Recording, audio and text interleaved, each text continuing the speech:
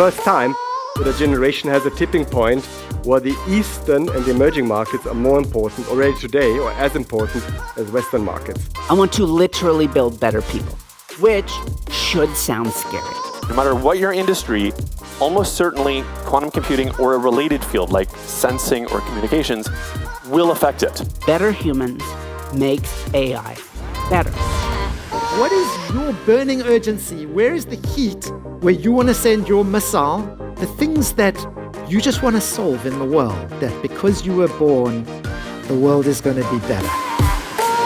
As business leaders, it is imperative that you think about some of the regulatory challenges that may come on the horizon. This is like to boldly go where no one has gone before. You should be thinking of biotech as a horizontal, a foundational technology that's going to underlie many, many different innovation spaces and different verticals.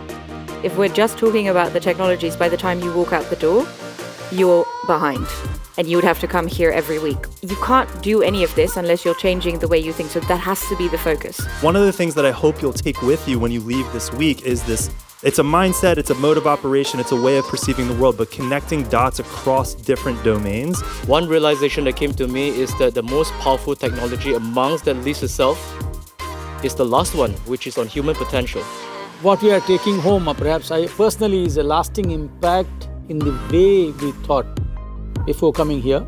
I am blown away by this program and how intentional this program has been. This has been an amazing week. I think words just doesn't do it justice.